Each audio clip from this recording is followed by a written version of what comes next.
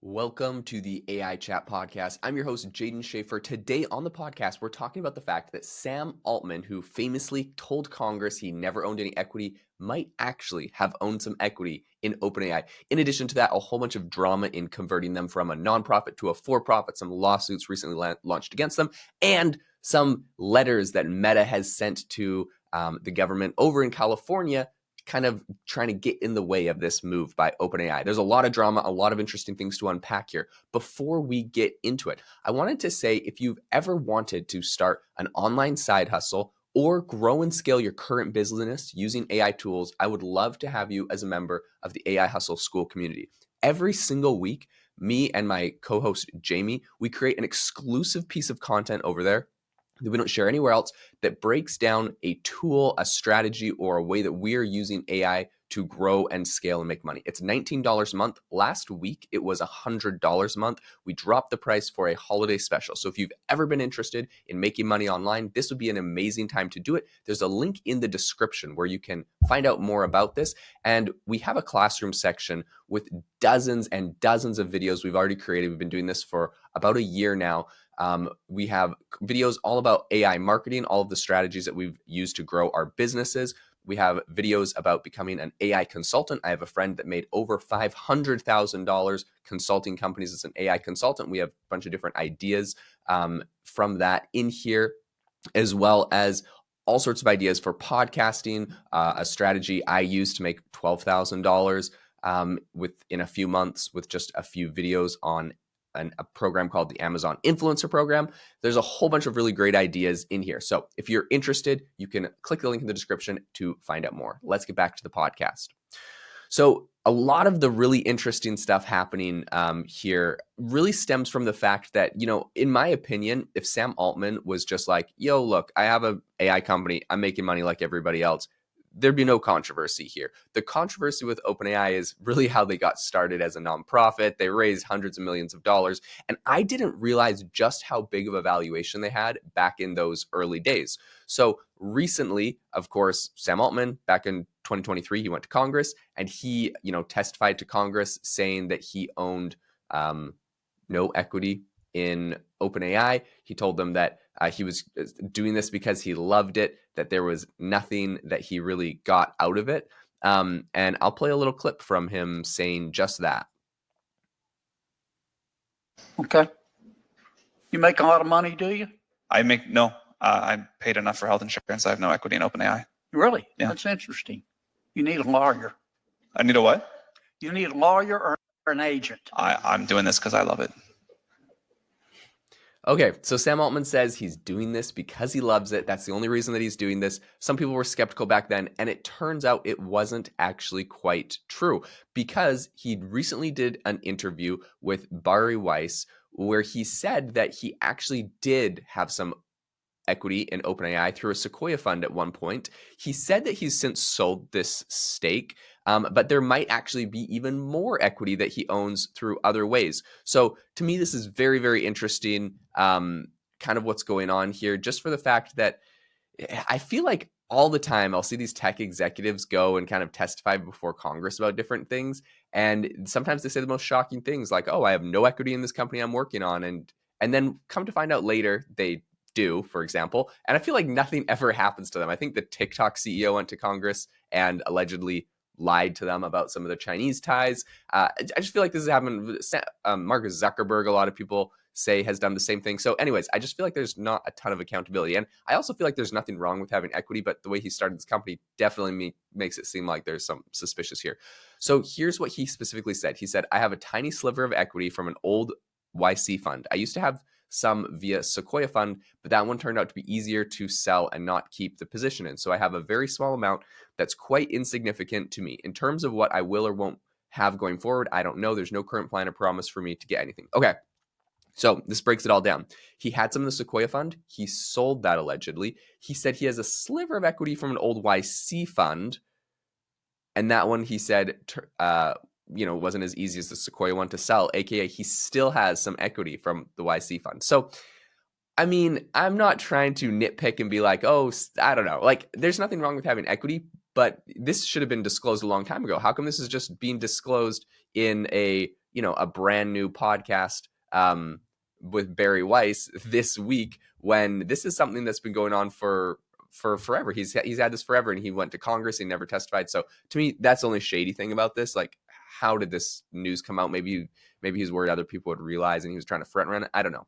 In any case, what's really interesting here is that they posted this on their own website, that he had this kind of indirect investment in Y Combinator. So they have a little bit of that published, and I'm not exactly sure when this went live or when people exactly found out about this, but there is a bit of a chart that they kind of have outlined, and some of this stuff is a little bit public, so that's very interesting. Okay, so how much was this actually worth? How much was his stake actually worth in this? Did it actually go up? Is this even significant?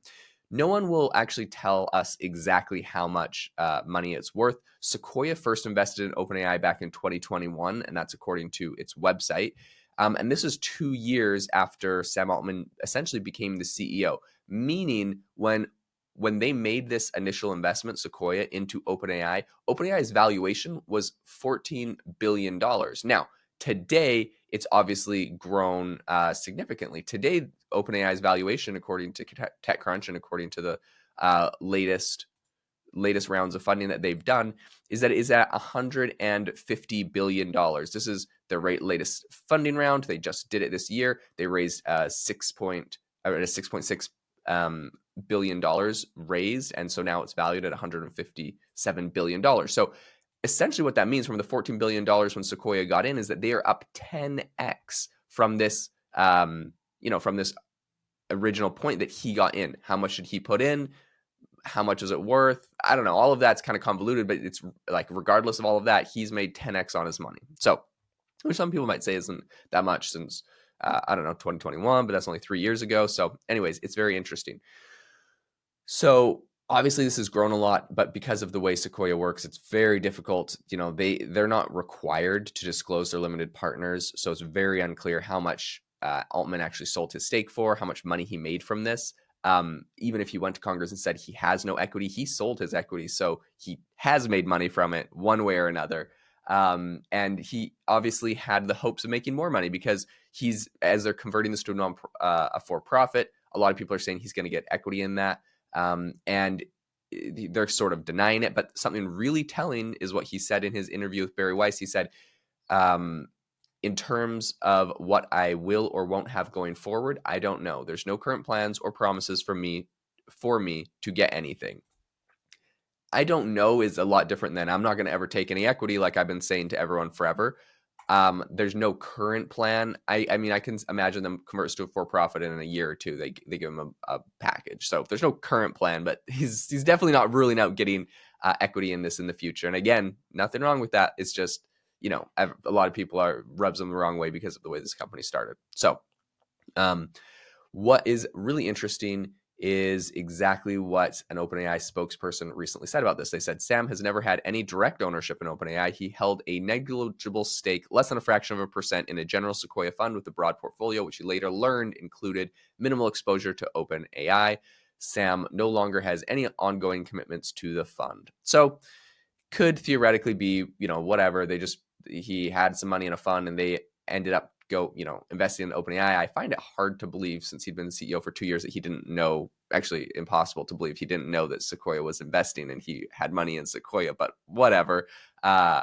It's just, I don't know. It's just interesting when it says which he later learned included minimal exposure to OpenAI. How could he not know? He was the CEO for 2 years before they made the investment. And all your investors, trust me, as a guy working in tech, making startups, raising money, your investors, who's putting money in. So in any case, most CEOs do have equities in the companies they run. This is very normal.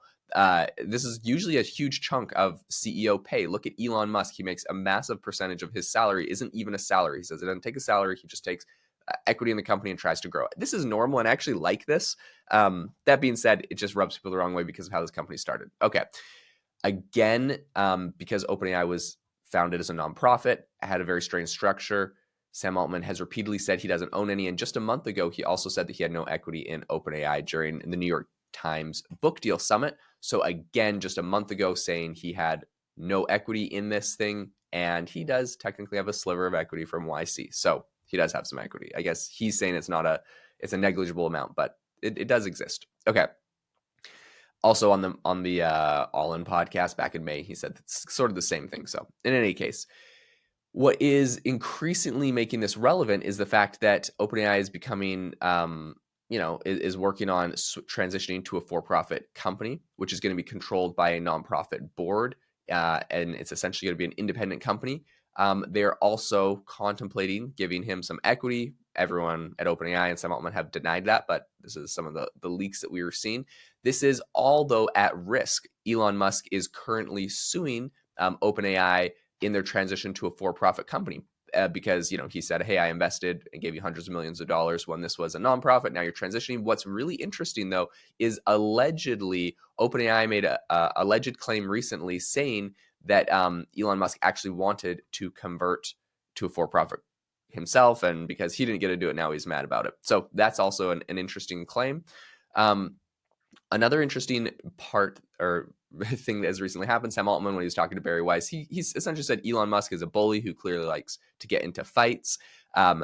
And in addition to this, Meta recently sent a letter to California's Attorney General asking to block OpenAI's transition to a for-profit company. And I read the letter and it was quite compelling, but he had an interesting statement on this where he said, I don't know why Meta sent that letter. I do know they know that's not how it works. I know that part is in bad faith. You can imagine lots of other reasons that Meta might have sent this letter. You can imagine they want to curry favor with Elon. You can imagine that they felt like it would help them compete with us. So evidently there is a lot of fighting. It feels like a lot of, palace intrigue that's going on right now in regards to them just essentially trying to get this done, convert to a for-profit, maybe make some money, maybe makes no money. There's a lot there's a lot kind of going on in this. I want to read you the exact letter that Meta sent because I think that it's quite interesting.